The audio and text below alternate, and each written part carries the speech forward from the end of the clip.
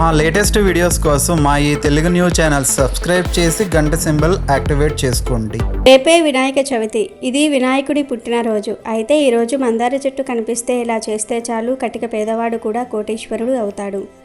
మీకున్నటువంటి ఆర్థిక సమస్యలు, అప్పుల బాధలు అన్నీ కూడా తొలగిపోతాయి. వినాయకుడి అనుగ్రహంతో మీకు ఉన్న కష్టాలన్నీ కూడా పోతాయి.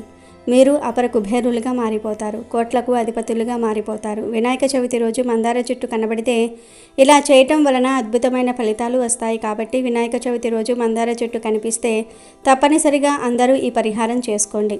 చాలా మంచి రిజల్ట్ వస్తుంది. మీకు ఉన్న ఎలాంటి ధన సమస్యలైనా సరే తీరిపోతాయి. చాలామంది అప్పుల బాధలతో ఎప్పుడూ సతమతమైపోతూ ఉంటారు. ఇలా మీకు అప్పులు ఉన్నా సరే వినాయక చవితి రోజు ఈ మందార చెట్టు పరిహారం చేసుకుంటే త్వరలోనే అప్పులన్నీ కూడా తీరిపోతాయని శాస్త్రాలు చెప్తూ ఉన్నాయి. అంతేకాదు వినాయకుడి అనుగ్రహంతో సకల ఐశ్వర్యాలు సిద్ధిస్తాయి. మరి ఇంతకీ ఈ వినాయక చవితి రోజు మందార చెట్టు కనిపిస్తే ఏం చేయాలి అనే విషయాన్ని ఇప్పుడు మనం ఈ వీడియోలో వివరంగా తెలుసుకుందాము. ఫ్రెండ్స్, ఫస్ట్ అయితే కామెంట్ బాక్స్లో ఓం గం గణపతియే నమః అని కామెంట్ చేయండి. అలాగే ఈ వీడియోకి ఒక లైక్ కొట్టి అలాగే మా ఛానల్ని కూడా సబ్స్క్రైబ్ చేసుకొని మాకు సపోర్ట్ చేయండి. ఎంతో పవిత్రమైన వినాయక చవితి రోజు మీకు ఏ సమయంలో మందార చెట్టు కనిపించినా ఆ చెట్టు దగ్గర ఒక పరిహారం చేస్తే చాలు, 1 గంటలో మీ జీవితం మారిపోతుందని శాస్త్రాలు చెప్తూ ఉన్నాయి. ఎందుకంటే మందార చెట్టు అంటే వినాయకుడికి ఎంతో ఇష్టం. మందార చెట్టు అంటే దేవతా వృక్షము. మందార చెట్టుకు అతేంద్రియ శక్తులు అనేవి ఎక్కువ. మనకు ఎన్నో రకాలైనటువంటి దేవతా వృక్షాలు ఉన్నప్పటికీ కూడా మందార చెట్టుకు శక్తి అనేది కాస్త ఎక్కువగా ఉంటుంది. కాబట్టి వినాయక చవితి రోజు మందార చెట్టు దగ్గర ఈ పరిహారం చేసుకుంటే జాతకపరమైనటువంటి దోషాలు, సమస్యలు కూడా పోతాయి. మీకు ఆర్థిక పరంగా బాగా కలిసి రావడానికి అవకాశం అనేది ఉంటుంది. మందార చెట్టు అనేది చాలా శక్తివంతమైనది. మందార చెట్టు కానీ, మందార పువ్వులు కానీ, మందార చెట్టు యొక్క కాండము కానీ, ఆకులు కానీ, ఆఖరుకు మొగ్గలు కూడా ఎంతో శక్తివంతంగా ఉపయోగపడతాయి. మందార చెట్టులో ప్రతిదీ కూడా కొలువై ఉన్నదే. ఏ ఇంట్లో అయితే మందార చెట్టు ఉంటుందో ఆ ఇంట్లో లక్ష్మీదేవి కొలువై ఉంటుందని శాస్త్రాలు చెప్తూ ఉన్నాయి. పూర్వం పల్లెటూర్లలో ఇంటింటికి ఒక మందార చెట్టును పెంచుకుంటూ ఉండేవారు. మందార చెట్టును పెంచితే అది ఒక పెద్ద వృక్షంగా మారుతుంది. మందార చెట్టు పూలతో చూడడానికి ఎంతో అందంగా ఉంటుంది. అంతేకాదు ఇంటి దగ్గర పెంచే మందార చెట్టుకు ఎంత ఎక్కువగా పూలు పూస్తే ఇంట్లోకి ధనం అంత ఎక్కువగా వస్తుంది. వాస్తు శాస్త్రం ప్రకారం ఇంట్లో మందార మొక్కను పెంచడం వల్ల సకల వాస్తు దోషాలు తొలగిపోతాయి. కుటుంబంలో సుఖ శాంతులు వెల్లువిరుస్తాయి. ముఖ్యంగా ఆర్థిక ఇబ్బందులతో బాధపడేవారు లేదా అప్పుల ఊబిలో కూరుకుపోయిన వారు తమ ఇంటి ఆవరణలో మందార మొక్కను పెంచుకోవటం ద్వారా లక్ష్మీదేవి కటాక్షం పొంది ఆర్థిక స్థిరత్వాన్ని సాధిస్తారు. ఇక వినాయక చవితి పండుగకు మందార పువ్వుకు మధ్య ఉన్న సంబంధం చాలా గట్టిది. విఘ్నాలకు అధిపతి అయిన గణపతికి ఎరుపు రంగు మందార పూలంటే ఎంతో ఇష్టం. ఆయన్ను ప్రసన్నం చేసుకోవడానికి వినాయక చవితి రోజు భక్తులు ఈ పూలను ప్రత్యేకంగా సమర్పిస్తారు. గణపతి పూజలో ఉపయోగించే ఏక విశతి పత్రాలలో మందార ఆకు కూడా ఒకటి. వినాయకుడిని ప్రసన్నం చేసుకోవటం అంటే మన మార్గంలో మన అడ్డంకులను తొలగించుకోవటమే. మందార చెట్టు కేవలం ఆధ్యాత్మికంగానే కాదు, ఆరోగ్యపరంగా కూడా ఒక అద్భుతమైన ఔషధం.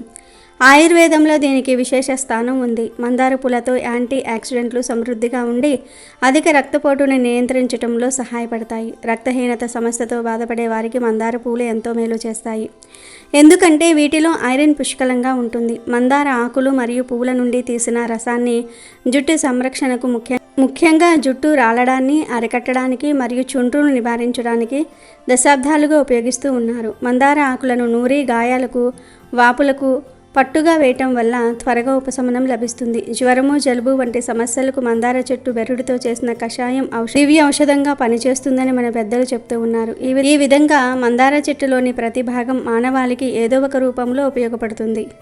మందార చెట్టు మన జీవితంలో ఒక భాగం. అది మన పెరటి అందాన్ని పెంచే మొక్క మాత్రమే కాదు, మన సంస్కృతిలో, సాంప్రదాయాల్లో, పరిహారాలలో మరియు ఆరోగ్య సంరక్షణలో విడదీయరాని బంధాన్ని ఏర్పరచుకుంది. అసలు వినాయక చవితి రోజు మందార చెట్టు దగ్గర పరిహారాన్ని ఎలా ఆచరించాలి అంటే, వినాయక చవితి రోజున మీకు ఏ సమయంలో వీలైతే ఆ సమయంలో మీకు సమీపంలో కనిపించిన ఒక మందార చెట్టు దగ్గరకు వెళ్ళండి. ఆ రోజు మందార చెట్టును సాక్షాత్తు గణపతి స్వరూపంగా భావించాలి. అందుకే ఆ చెట్టు మొదట్లో భక్తితో నమస్కరించుకొని మీరు తెచ్చుకున్న చిటికెడు పసుపును చల్లండి. పసుపు మంగళకరమైనది, క్రిమి సంహారిణి మాత్రమే కాదు, అది సంపదను ప్రసాదిస్తుంది. కనుక పసుపును చల్లండి. ఒకవేళ మీ ఇంటి దగ్గర మందార చెట్టు లేకపోతే నిరాశ పడవలసిన అవసరం లేదు. మీరే కాస్త సమయం తీసుకొని ఎక్కడ మందార చెట్టు ఉందో తెలుసుకొని అక్కడికి వెళ్ళండి. అలా వెళ్ళేటప్పుడు మీ వెంట 3 వస్తువులను తప్పనిసరిగా తీసుకుని వెళ్ళండి. ఒకటి చిటికెడు పసుపు, రెండవది ఒక పావు కేజీ బెల్లం కుందే, మూడవది మీ కోరికను స్పష్టంగా రాయడానికి ఒక స్కెచ్ పెన్. ఈ 3 వస్తువులతో మీరు మందార చెట్టు దగ్గరకు చేరుకోవాలి. అక్కడికి వెళ్ళిన తర్వాత ముందుగా భక్తితో ఆ వృక్ష దేవతకు నమస్కరించుకుని చెట్టు మొదట్లో పసుపును చల్లండి. ఆ తర్వాత మీరు తెచ్చుకున్న బెల్లం కుందిని చేతిలోనికి తీసుకోండి. బెల్లం తీయదనానికి, సంతోషానికి, శుభానికి ప్రతీక. మన జీవితం కూడా అలాగే తీయగా, సంతోషంగా మారాలని కోరుకుంటూ ఆ బెల్లం కుంది మీద స్కెచ్ పెన్నుతో మీ కోరికను రాయండి. కోరిక చాలా స్పష్టంగా, నిక్కచ్చిగా ఉండాలి. ఉదాహరణకు మీరు అప్పుల బాధతో సతమతమైపోతూ ఉంటే నా అప్పులన్నీ త్వరగా తీరిపోవాలి అని రాయండి. ఉద్యోగంలో ప్రమోషన్ రావాలంటే నాకు ఉద్యోగంలో ఉన్నతి కలగాలి అని రాయండి. పిల్లల చదువుల గురించి అయితే నా పిల్లలు బాగా చదువుకోవాలి అని. అనారోగ్య సమస్యలు ఉంటే నా అనారోగ్యం కుదుట పడాలి అని రాయండి. ఇలా మీకు ఏది అత్యంత ముఖ్యమైన సమస్యగా తీరాల్సిన కోరిక ఉందో దానిని మాత్రమే రాయండి. రాసిన తర్వాత ఆ బెల్లం కుందిని మీ 2 చేతులతో భక్తిగా పట్టుకోండి. అలా మీ కోరిక రాసిన బెల్లం అంచును చేతిలో పట్టుకుని మందార చెట్టు చుట్టూ 3 సార్లు ప్రదక్షిణ చేయండి. ప్రదక్షిణ చేసేటప్పుడు మీ మనసు మొత్తం మీ కోరిక మీదే లగ్నం చేయాలి. ఓ మందార వృక్షమా, గణపతి స్వరూపమా, నా ఈ కోరికను నెరవేర్చు తల్లి అని మనసులో ప్రార్థిస్తూ పూర్తి ఏకాగ్రతతో అడుగులు వేయండి. ప్రతి అడుగులోనూ, ప్రతి విశ్వాసంలోనూ మీ కోరిక బలంగా ధ్వనించాలి. ఒకవేళ అక్కడ ప్రదక్షిణ చేయడానికి వీలు లేకపోతే కంగారు పడవలసిన పని లేదు. నిలబడిన చోటనే మీ చుట్టూ మీరు 3 సార్లు తిరుగుతూ ఆత్మ ప్రదక్షిణ చేసుకోండి. దీనివల్ల కూడా సంపూర్ణ ఫలితం లభిస్తుంది. 3 ప్రదక్షిణలు పూర్తయిన తర్వాత ఆ చెట్టు మొదట్లోనే ఒక చిన్న గొయ్యి తీయండి. మీ చేతిలో ఉన్న మీ కోరిక రాసి ఉన్న ఆ బెల్లం కుందిని ఆ గొయ్యిలో పెట్టి మట్టితో పూర్తిగా కప్పివేయండి. ఈ చర్యకు ఒక గూఢమైన అర్థం ఉంది. మీ సమస్యను, మీ కోరికను మీరు ఆ భూమాతకు, ఆ వృక్షదేవతకు అప్పగిస్తున్నారు. ఆ బెల్లం ఎలాగైతే నెమ్మదిగా మట్టిలో కరిగిపోయి ఆ చెట్టుకు శక్తిని ఇస్తుందో అలాగే మీ సమస్యలు కూడా కరిగిపోయి మీ కోరిక నెరవేరేందుకు కావలసిన శక్తి మీకు లభిస్తుందని అర్థం. బెల్లం ముక్కను పాతిపెట్టిన తర్వాత ఇక అక్కడ ఒక్క క్షణం కూడా ఆకూడదు. వెనక్కి తిరిగి చూడకుండా డైరెక్ట్గా మీ ఇంటికి వచ్చేయాలి. వెనక్కి తిరిగి చూడటం అంటే మీ సమస్య మీద, మీ కోరిక మీద మీకు ఇంకా అనుమానం, అపనమ్మకం ఉన్నాయని సూచిస్తుంది. కనుక వెనక్కి తిరిగి చూడకూడదు. దేవుడికి నా సమస్యను అప్పగించాను, ఆయనే చూసుకుంటాడు అనే పూర్తి నమ్మకంతో ముందుకు సాగిపోవాలి. ఇంటికి చేరుకున్నాక లోపలికి వెళ్లే ముందు కాళ్ళు చేతులు శుభ్రంగా కడుక్కొని అప్పుడు లోపలికి ప్రవేశించండి. ఇది బయట నుంచి వచ్చిన నెగిటివ్ ఎనర్జీని వదిలించుకొని ఒక కొత్త సానుకూల శక్తితో ఇంట్లోకి అడుగు పెట్టడానికి సూచిక. ఈ చిన్న పరిహారం చేశారంటే కేవలం గంటల వ్యవధిలోనే మీకు ఒక మార్పు కనిపిస్తుంది. ఈ సమస్య నుండి ఎలా బయటపడాలా అని సతమతమవుతున్న మీకు ఒక అద్భుతమైన మార్గం కనిపిస్తుంది. ఎవరో ఒకరి రూపంలో సహాయం అందవచ్చు, లేదా మీకే ఒక కొత్త ఆలోచన తట్టవచ్చు. ఏదో ఒక విధంగా మీ జీవితంలో ఒక సానుకూల మార్పు మొదలవుతుంది. అప్పులు, కష్టాలు, మానసిక వేదన అన్నీ నెమ్మదిగా తొలగిపోతాయి. మీరు అపర కుబేరులుగా మారిపోతారనడంలో సందేహం లేదు. మందార చెట్టుకు అంతటి మహత్తర శక్తి ఉంది. ఈ చిన్న పరిహారం చేస్తే కటిక దరిద్రులైనా సరే అపర కుబేరులుగా మారిపోతారు. కాబట్టి ఈ వినాయక చవితి పండుగ రోజున మందార చెట్టు ఎక్కడ కనిపించినా ఈ సులభమైన పరిహారాన్ని పూర్తి విశ్వాసంతో ఆచరించి ఆ విఘ్నేశ్వరుని కృపకు పాత్రులై సకల శుభ ఫలితాలను పొందండి. సంతోషంగా జీవించండి. సకల దేవతలకు అధిపతి వినాయకుడు. వినాయకుడు లేనిదే ఏ శుభకార్యమూ జరగదు. అన్ని అడ్డంకులు తొలగించే విఘ్నరాజు అయినటువంటి వినాయకుడికి ఎంతో ఇష్టమైన రోజు వినాయక చవితి. ఈ వినాయక చవితి రోజు మనం అందరం కూడా మట్టి వినాయకుడిని ఇంటికి తీసుకొని వచ్చి 9 రోజులు నిష్ఠగా పూజలు చేస్తాము. వినాయకుడికి పూజ చేసే సమయంలో ఆయనకు 21 పత్రాలను సమర్పిస్తాము. అయితే అందరికీ ఆ 21 పత్రాలు దొరకవు కదా.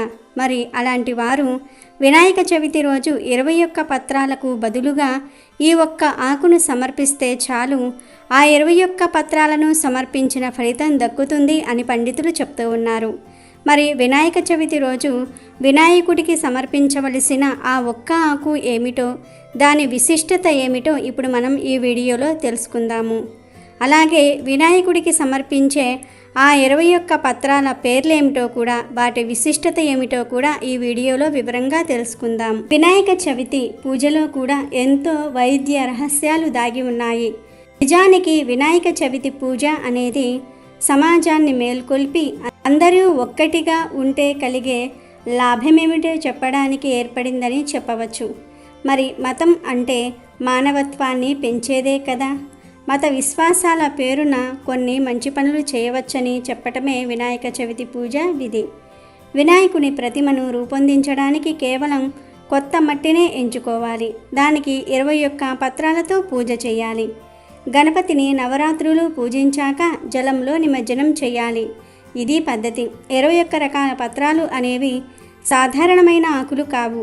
ఇవన్నీ ఎంతో విశిష్టత కలిగిన మహా ఉత్కృష్టమైన శక్తివంతమైన ఔషధులు. వాటితో పూజ చేయటం వల్ల కొత్త మట్టితో చేసిన ప్రతిమతో కలిసి వీచే గాలి మనలో ఉండే అనారోగ్యాలను హరించి వేస్తుంది. 9 రోజుల తర్వాత నిమజ్జనం ఎందుకు చేయాలి అనే సందేహం రావచ్చు. చెరువులు, బావులు, నదులు వీటిల్లో వర్షాల వల్ల నీరు కలుషితం కావటం సర్వసాధారణం. నీటిని శుభ్రం చేయడానికి 21 పత్రాలతో చేసిన పత్రే సమాధానం. అందుకే 9 రోజుల పూజ తర్వాత ఈ పత్రితో పాటు మట్టి వినాయకుడిని కూడా నదుల్లో, చెరువుల్లో, బావుల్లో నిమజ్జనం చేయటం ఆనవాయితీ. అలా నీటిలో కలిపిన మట్టి 21 రకాల పత్రి కలిపి 23 గంటలయ్యాక తమలో ఉన్న ఔషధీయుత గుణాల ఆల్కహాయిడ్ను ఆ జలంలోనికి వదిలేస్తాయి. అవి బ్యాక్టీరియాను నిర్మూలించి జలంలో ఆక్సిజన్ శాతాన్ని పెంచుతాయి. ఇది వినాయక నిమజ్జనం వెనుక ఉండే పర్యావరణ పరిరక్షణ రహస్యం. వినాయకుని పూజలో వాడే 21 పత్రాలు చాలా విశిష్టమైనవి కూడా.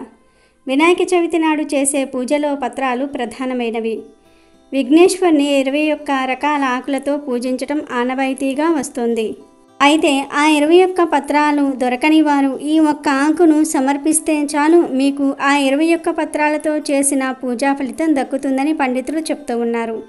మరి ఆ ఆకు ఏమిటో తెలుసుకునే ముందు మా వీడియో నచ్చితే లైక్ చేసి షేర్ చేయండి. అలాగే మా ఛానల్ని కూడా సబ్స్క్రైబ్ చేసుకోండి. వినాయక చవితి రోజు వినాయకుడికి ఎంతో ఇష్టమైన గరికను సమర్పించాలి.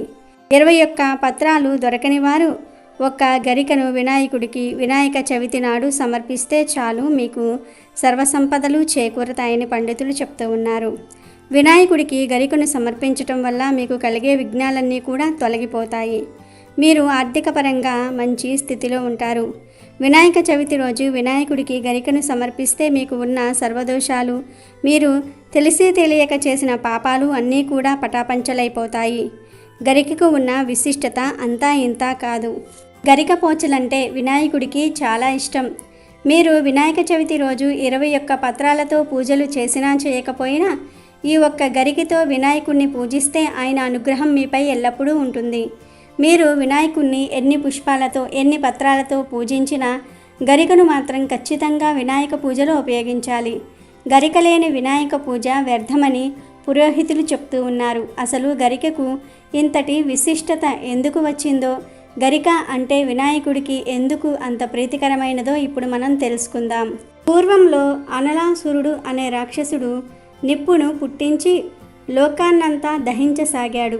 అయితే దేవతలంతా వినాయకుడి దగ్గరకు వచ్చి తమను రాక్షసుడు వేడిని పుట్టించి ఇబ్బందుల పాలు చేస్తున్నాడని, తమకు వేడిని పుట్టిస్తున్నాడని, తమను ఎలాగైనా సరే కాపాడాలని వినాయకుడిని వేడుకోగా వినాయకుడు తమ శరీరాన్ని పెంచేసి ఆ రాక్షసుణ్ణి అమాంతం మింగేశాడు. అందుకు వెంటనే వినాయకుడి నుండి వేడి మొదలయ్యింది. అందుకు చంద్రుడు వచ్చి మంటను తగ్గిస్తానంటూ వినాయకుడి తలపై నిలబడ్డాడు. అయినా కూడా వినాయకుడిలో వేడి తగ్గలేదు. విష్ణుమూర్తి తన కమలాన్ని ఇచ్చాడు. పరమశివుడు పామును గణేశుని పొట్ట చుట్టూ చుట్టాడు. అయినా వేడి తగ్గలేదు. చివరకు కొంతమంది ఋషులు వచ్చి 21 గరిక పోచలతో వేడి తగ్గుతుందని చెప్పటంతో ఆ గరికను గణేశుని తలపై ఉంచారు. అంతే, వెంటనే వినాయకుడికి వేడి తగ్గిపోయింది. అప్పుడు వినాయకుడు అన్నాడు, ఎవరైతే తనకు గరికతో పూజిస్తారో వారికి ఎల్లప్పుడూ కూడా తన ఆశీర్వాదాలు ఉంటాయని, కష్ట నష్టాలు తీరుతాయని చెప్పటంతో అప్పటి నుంచి వినాయకుడికి గరికతో పూజించటం మొదలుపెట్టారు. మరి తెలుసుకున్నారు కదా గరికకు ఉన్న విశిష్టత ఏమిటో. కాబట్టి వినాయక చవితి రోజు మీరు కూడా 21 పత్రాలను సమర్పించినా సమర్పించకపోయినా 21 గరిక పోచలను వినాయకుడికి సమర్పించండి. మీకు సకల సంపదలు చేకూరతాయి, ఆయురారోగ్యాలు సిద్ధిస్తాయి. ఇక వినాయక చవితి రోజు వినాయకుడికి సమర్పించే 21 పత్రాల పేర్ల గురించి, వాటి విశిష్టత గురించి తెలుసుకుందాం. మాచిపత్రం. మాచిపత్రి అనేది తెలుగు పేరు. చామంతి జాతికి చెందిన దీని ఆకులు సువాసన భరితంగా ఉంటాయి. చామంతి ఆకుల మాదిరే ఉంటాయి. దూర్వాపత్రం అంటే గరిక. తెల్ల గరిక, నల్ల గరిక అని 2 గరికలు ఉంటాయి. గడ్డి జాతి మొక్కలు విఘ్నేశ్వరుడికి అత్యంత ప్రీతికరమైనవి. అపమార్గ పత్రం, తెలుగులో దీనిని ఉత్తరేణి అంటారు. దీని ఆకులు గుండ్రంగా ఉంటాయి. గింజలు ముళ్ళు కలిగి ఉండి కాళ్లకు గుచ్చుకుంటూ ఉంటాయి. బృహతి పత్రం, దీనిని మొలక అంటారు. దీనిలో చిన్న మొలక, పెద్ద మొలక అని 2 రకాలు ఉంటాయి. పత్రాలు వంగ ఆకులు మాదిరి తెల్లని చారలుండే గుండ్రని పండ్లతో ఉంటాయి. దుత్తూర పత్రం అంటే ఉమ్మెత్త. ఇది వంకాయ జాతికి చెందింది. ముళ్ళతో కాయలు, వంకాయ రంగు పూలు ఉంటాయి. తులసి పత్రం, హిందువులకు తులసి గురించి ప్రత్యేకంగా చెప్పవలసిన పని లేదు. తులసి ఆకులను దైవార్చనలో వాడుతూ ఉంటారు. బిల్వ పత్రం, మారేడు ఆకు 3 ఆకులుగా 1 ఆకుగా ఉంటాయి. ఇవి శివునికి చాలా ఇష్టం. శ్రీ మహాలక్ష్మీదేవికి కూడా ఇష్టమైనదిగా చెప్తూ ఉంటారు. బదిరీపత్రం అంటే రేగు. దీనిలో రేగు, చిట్రేగు, గంగరేగు అని 3 రకాలు ఉంటాయి. పూతపత్రం, మామిడి ఆకు. ఈ ఆకును శుభకార్యాల్లో విశిష్ట స్థానం ఉంది. మామిడి తోరణం లేని హైందవ గృహం పండుగ రోజులలో కనిపించదు. కరవీర పత్రం, దీనినే గన్నేరు అంటారు. తెలుపు, పసుపు, ఎరుపు రంగుల పూలు ఉంటాయి. పూజలో ఈ పూలకు విశిష్ట స్థానం ఉంది. మరువక పత్రం, దీన్ని వాడుక భాషలో ధవళం, మరువం అంటారు. ఆకులు ఎండిన మంచి సువాసన వెదజల్లుతూ ఉండటం ఈ పత్రం యొక్క ప్రత్యేకత. సెమీపత్రం, జమ్మి చెట్టు ఆకులనే సెమీపత్రం అంటారు. దసరా రోజుల్లో ఈ చెట్టుకు ప్రత్యేక పూజలు నిర్వహిస్తారు.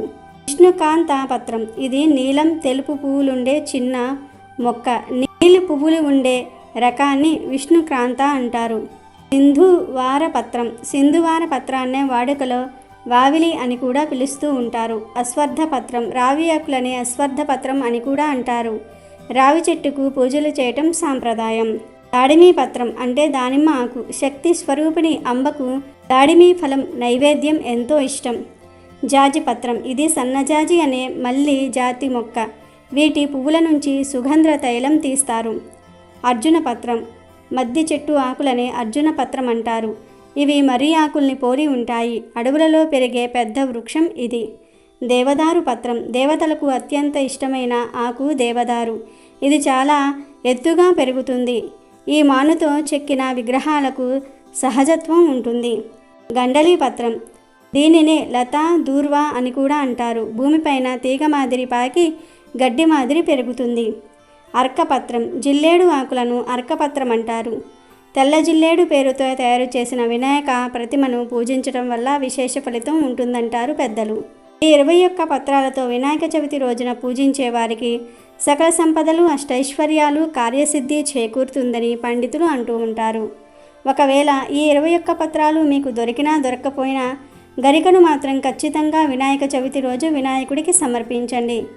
ఈ 21 పత్రాలు మీకు దొరక్కపోయినా దొరికినవి పెట్టి మిగిలిన ప్లేస్లో గరిక పోచలను ఉంచండి.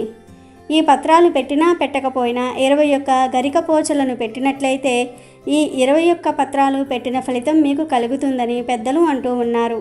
కాబట్టి ఖచ్చితంగా వినాయక చవితి రోజు వినాయకుడికి సమర్పించండి ఈ పత్రాలను, అలాగే గరికను.